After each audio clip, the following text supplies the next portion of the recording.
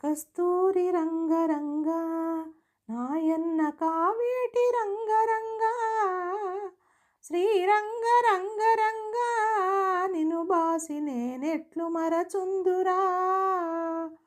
కంసుణ్ణి సంహరింప సద్గురుడు అవతారమెత్తెనప్పుడు దేవకీ గర్భమునను కృష్ణావతారుడై జన్మించెను.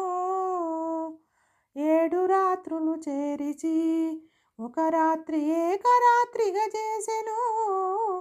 ఆదివారము పూటను అష్టమి దినమందు జన్మించెను. తలతోను జన్మమైతే తనకు బహుమోసంబు వచ్చుననుచో ఎదురు కాళ్లను పుట్టెను.